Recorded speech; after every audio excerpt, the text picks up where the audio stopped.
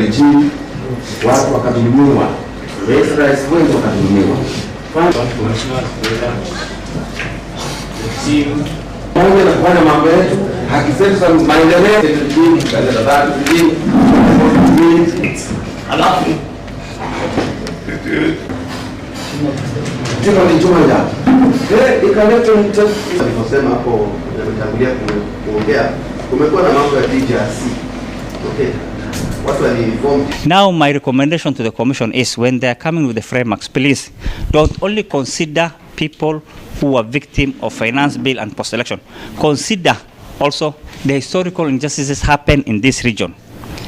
We want people who lost life, who lost their loved ones, who lost property to be compensated. We should not look only on the side of and the finance bill and the GNC protest only, because that only happened in Nairobi and Mombasa and some other towns, and also in Garissa, but there was no much victims here. But now we want the government, if they want to heal the republic, they should heal everyone. They should not heal specific people. They should consider people. They should consider people of northern region. We have families up to now, even maybe their children are here, and some of them maybe their children are not here, who lost their fathers, who lost their mothers, who lost their properties, even who lost their land. Why is it that this matter is limited, the reparation matter is limited only to protest and demonstration? I can say the reparation matter is half-baked. We are not happy with that.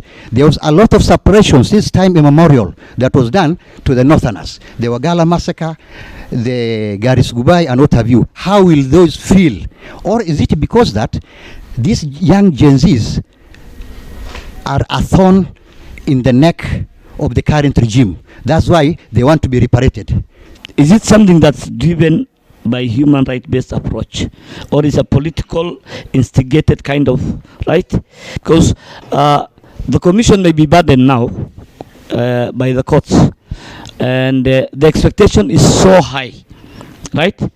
And many people may not understand. Then what assurance do we have that there shall be no such kind of recurrence? 2 months down the line, campaigns zimeanza, 3,000 people again down. You would come again picking a new framework or picking again mapping people?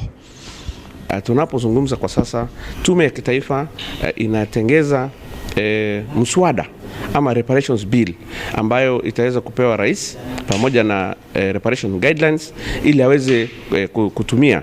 Na kwa hivyo rais atakapopokea mswada huo wa reparations ataweza kupeleka kwenye bunge, na baada ya bunge kuweza kujadilia mswada huo, italetwa tena kwa wananchi katika taifa letu nzima waweze kuchangia, waweze kuona ya kwamba ni vipi ambavyo mswada huo umeshauri ili waweze kutoa maoni yao ambayo itaweza kuingizwa kule ndani. Na kwa hivyo wananchi wakuwe na subra wakati mswada huo utakapokuja kwao, ili kuzingatia ile mambo tunaita public participation, wataweza kupata nafasi ya kuweza kutoa maoni yao ya jinsi ambavyo wangependa mambo ya reparations ifanyike katika taifa letu.